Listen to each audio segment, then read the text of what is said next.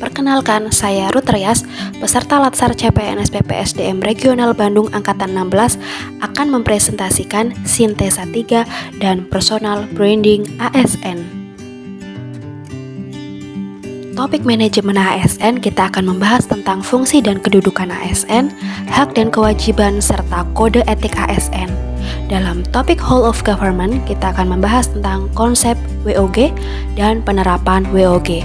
Serta dalam topik pelayanan publik, kita akan membahas tentang unsur pelayanan publik, prinsip pelayanan publik, dan etika pelayanan publik. Manajemen ASN.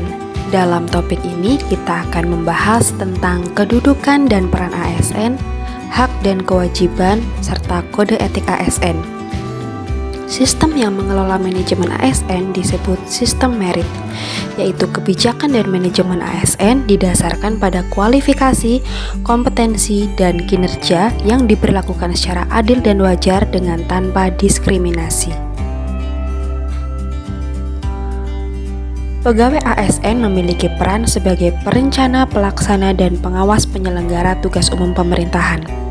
Untuk dapat menjalankan perannya dengan baik, pegawai ASN memiliki fungsi pelaksana kebijakan publik, pelayanan publik, dan perekat dan pemersatu bangsa.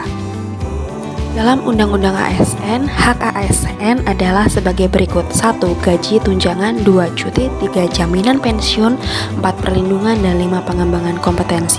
Sedangkan kewajiban ASN: 1. Setia dan taat pada Pancasila, 2. Menjaga persatuan dan kesatuan, 3. Melaksanakan kebijakan, 4. Menaati peraturan, 5. Melaksanakan tugas kedinasan, dan 6. Menunjukkan integritas. Selanjutnya adalah kode etik dan kode perilaku ASN. 1. Jujur, tanggung jawab, berintegritas. 2. Cermat dan disiplin. 3. Melaksanakan tugas sesuai aturan. 4. Melaksanakan perintah atasan. 5. Menjaga kerahasiaan yang bersifat kebijakan negara. Dan 6. Menggunakan kekayaan dengan tanggung jawab, efektif, dan efisien. Whole of Government. Dalam topik ini kita akan membahas tentang konsep Whole of Government, mengapa Whole of Government itu penting, dan praktek WOG dalam pelayanan publik. Untuk mencapai tujuan pembangunan kebijakan, manajemen program, dan pelayanan publik, diperlukan sebuah pendekatan penyelenggaraan pemerintahan yang menyatukan upaya-upaya kolaboratif pemerintahan dari keseluruhan sektor. Pendekatan ini disebut WOG. Mengapa penting? Karena adanya faktor-faktor eksternal seperti dorongan publik dalam mewujudkan integrasi kebijakan, program pembangunan, dan pelayanan agar tercipta penyelenggaraan pemerintahan yang lebih baik. Praktek Whole of Government dalam pelayanan publik. 1. Pelayanan administratif, yaitu pelayanan publik yang menghasilkan berbagai produk dokumen resmi. Yang kedua adalah pelayanan jasa seperti pendidikan, kesehatan, ketenagakerjaan. Yang ketiga, pelayanan barang, misalkan jalan, perumahan, jaringan telepon, listrik, dan air.